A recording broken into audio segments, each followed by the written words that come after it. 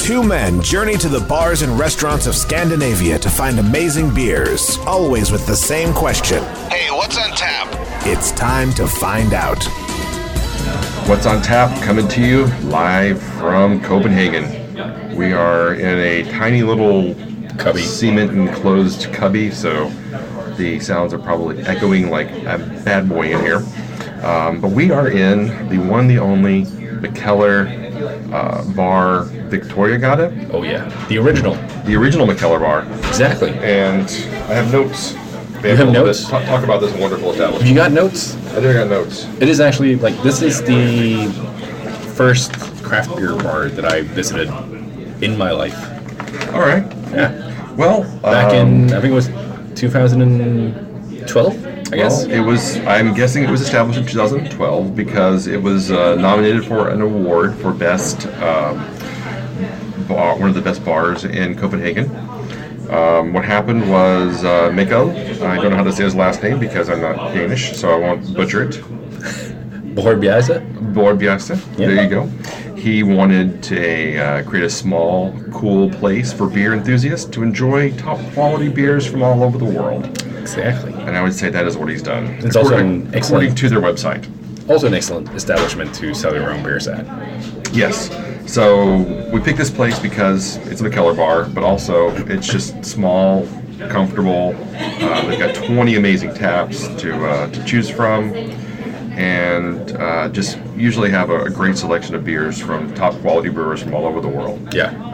I've been here countless times. And every time it's usually one of my must stops if I'm in town. Yeah, and it's super close to the central station as well. That so too. I mean, it's also, really convenient. Also, Matthias likes it because it's super close to the red light district. So he likes to get prostitutes while he's here, and sex toys. His collection of battery-powered devices is quite impressive. So. Can't eat here, so we won't talk about the food, but the bar itself is very, very Danish, Scandinavian-ish, just pure white with some thrown together wooden tables, rickety chairs, and just kind of a cool black tile, black splash. We're not far from the toilets, so I can hear everyone peeing. It's kind of a nice extra sound effect. Most toilets in Sweden are really nice because or in Europe are really nice because they're floor to ceiling, like enclosed booths. Yeah. Not so much here. This is more the American style open stall system. Yeah. Not as much fun. Not a fan of that. Anything else you want to say about the bar? About the bar? Yeah. I think it's a great cozy little place. I agree. It's like you said, it's got like the Scandinavian kind of, not simplistic, but what's the word for it? Clean, just Scandinavian. Minimalistic. Yeah, that's the word I was looking for. That is the word you were looking for. Scandinavian, minimalistic kind of style to it. Yeah. It's just a cozy bar. It is a very cozy bar. It does get quite busy in the evenings. It gets extremely crowded in here during the day or during the evening. During the evening, and then yeah. Most of the year they have about 4 or 5 picnic tables outside as well, which makes I think it's more. I think they're limited to the width of their bar. Front of their bar. So I think there's more than 4 or 5. Well, but the restaurant next door also has picnic tables, so I think it looks like. Oh, that's true. Yeah. But I think they're only able to put in maybe 5, 6 at most. Yeah. But then you have the Øllebrød restaurant quite close by as well. They also have beer and bread. Beer and bread. Just right up the street. Maybe 2 doors down. Yeah. And I haven't been there before, but you say you've never been? I've never been there. All right, so we're gonna have to do an episode there at some point. At some point, yes. Well, we're not going to talk about that on this episode, but the food in there is just absolutely amazing. Great. Well, we'll try that out. We're going to hit another Mikkeller establishment in the next episode probably, so we'll hold off on that. But today, for this episode, we are trying a Rodenbach Grand Cru from 2012. 2010, I mean. Because they have a vertical of 2010 up to 2016 of the Grand Cru, and so we were like, well, let's just go ahead and try the 2010 and really kind of get in that aged quality. Yeah. And I mean, mostly because the Rodenbachs are basically at least my favorite Flemish reds. I don't know of a lot of other Flemish reds or companies that almost make exclusive Flemish reds, because that's pretty much all Rodenbach makes are Flemish reds. And I absolutely, hands down, love Rodenbach and what they do. So I'm really excited about this. Rodenbach was established in 1821 by four brothers. They were bought out in 1998 by, where is it in my notes? Palm Breweries, and that's when they discontinued the, was it Napoleon? Alexander. I don't know why I call it Napoleon, but the Alexander, they discontinued it, and then they just redid it again this year, which is a cherry, a cherry brown ale. Made for the American market. Yeah, it's really nice. I thought it was okay. I was not blown away by it. I thought it was really good on the bottle, but I thought the tap was kind of lacking. I haven't tried it in the bottle yet. I've only tried it on tap. Well, we have a bottle share coming up soon, and maybe we'll try it then. Maybe that'll show up. It's very possible. What else can we say about this? Family brewery from Belgium, owned by Palm Breweries now, specializes in barrel-aged soured beers in the Flemish style. Yeah. Today we're trying the Rodenbach Grand Cru from 2010. It comes in at a 6% ABV. It's got a 4.24 out of only 249 check-ins. So they just kind of are really releasing this in probably a very limited market. Yeah. Well, I'm super excited about this. What are you expecting from this one? I'm just expecting like the normal classical Rodenbach barrel character from it. So, 'cause, I mean, they're usually quite oaky, and tons of cherries. I guess that's pretty much what I'm expecting. Yeah. I mean, you do get a lot of the like acetic acid vinegar. Yeah, I get very vinegary notes from their stuff quite a bit, and either you kind of love it or hate it. I actually love the vinegary notes same from here. this. Same here. And the smell gives you this kind of red wine vinegar smell to it. Very, very. It's not overpowering, but it's a very nice, luscious smell, and the color is very. It looks like red wine, honestly. Yeah. Not like it's quite Pinot clear. Noir, but maybe a Merlot or something. But yeah, it's quite clear in that there's not a lot of sediment in the glass. There's no head retention on this at all. Even when you swirl it, it doesn't really do Fizzes anything. up a little bit. Just very, very minimal layer of fizzing up. But yeah, it looks really, really nice. So I'm very excited. Yep. All right, let's give it a taste.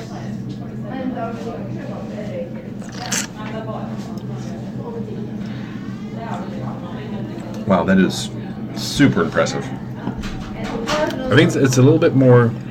It's more vinegary than what they usually tend to be. You think but so? That could definitely be the age on it. Well, curious you should say that, because we do happen to have the 2016 right Oh, in front of no. us as well. So we will test and see if we do get that.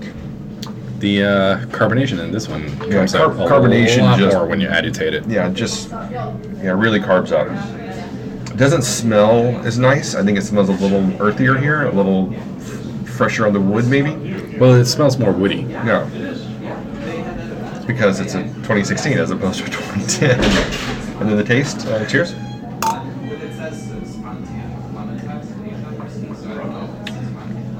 think it's a little sweeter. Oh, it's definitely sweeter. Yeah. There's almost no. You don't get the vinegriness out of it. There's no vinegriness at all in it. It's a little it's a little sharpness to it. But it's also like a lot less acidic. Oh yeah, by far. Much less acidic. I would say the 2010 is more like a port or something. You bring it out after dinner, you kind of sip on it, enjoy it. Whereas the fresher one is a little more like kind of earlier in the evening kind of aperitif. An aperitif, yeah. Because I mean the 2016 is extremely drinkable. I mean I could just down this and have another one and have another. I honestly get 6%. I could easily drink this and have another one right after it. I just think I think the 2016 is not interesting or not complex enough compared to like 2010. Like, well, no, it's going to get boring and quite fast. Well, that's what I'm saying. It's something you would want to start with.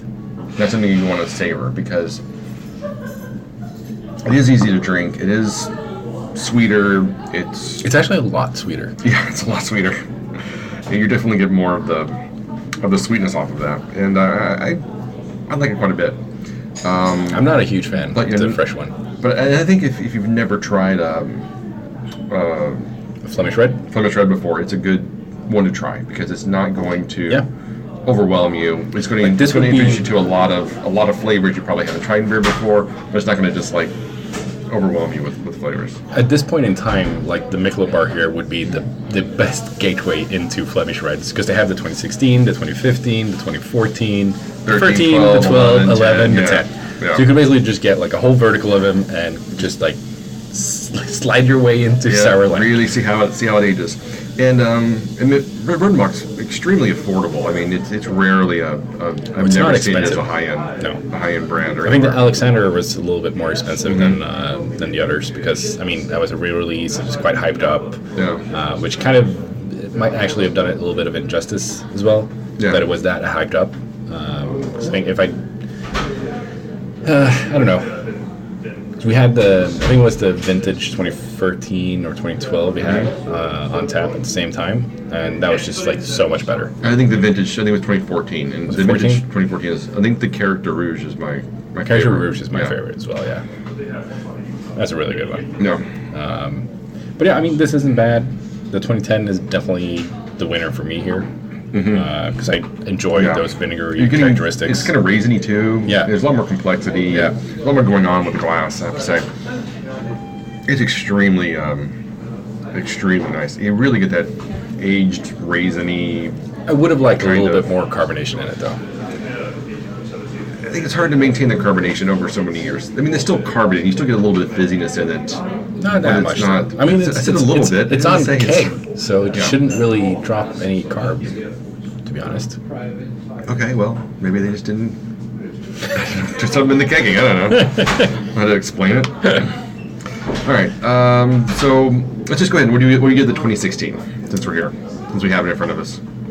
I was really not that impressed by it, so that's like a free in my book because I know what it can be, and this was just not it. I'm going to go 3.5. I like it, and then I think this is much more my wheelhouse than your wheelhouse. Like I really love Udebruins and the Flemish Reds and these, and this is really one of my favorite go-to kind of beers. I'm more into the traditional lambics and the guesses. Or so and then so yeah, I think this is much more my style than yours. And then the 2010. I'm gonna let you go first on 2010. Just one more time. Oh, you forgot? I really love that. I think I'm gonna go like I feel like I'm overrating it, but I'm gonna give it 4.5. I knew it. I can't help it. Like I said, I absolutely love this, and it's really just like a go-to for me. Yeah.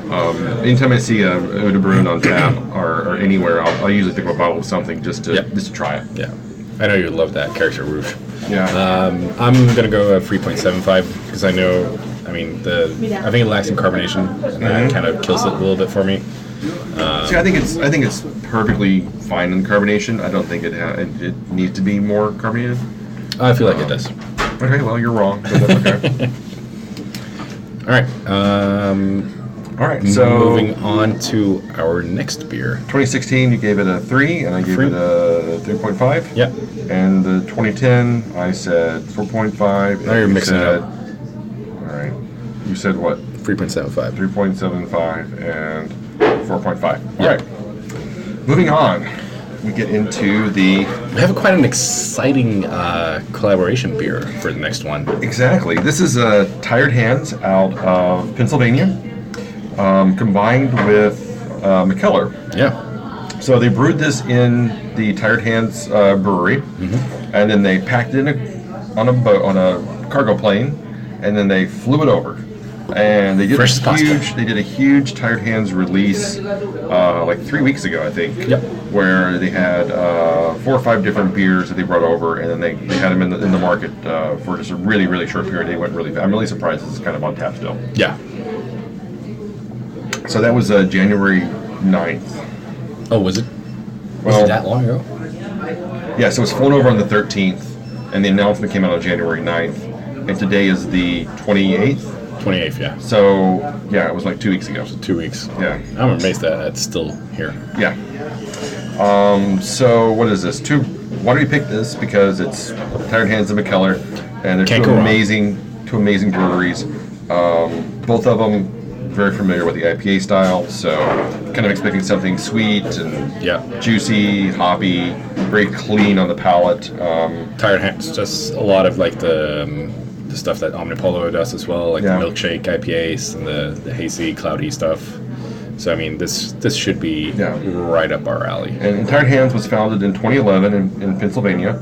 They specialize in small batch Belgian and French farmhouse ales. And this is their creative director, which is a guava salt single hop IPA made with Citra hops. It's exciting. I know. Okay. I'm excited. You excited? I am. You look fired up. I am super excited. I'm just giddy with anticipation. I can see that. So this is very light colored it's for like an straw. IPA. Straw colored. Definitely a straw color. And agitated a little bit, and it just gets a nice, creamy, foamy head on the top, which you kind of like from that. You get that fruity sourness to it, and you do get. I mean, you get a little bit of saltiness in the smell too. It's kind of a sea salty. Yeah, which is probably what they've used. Yeah. All right. Cheers. Cheers.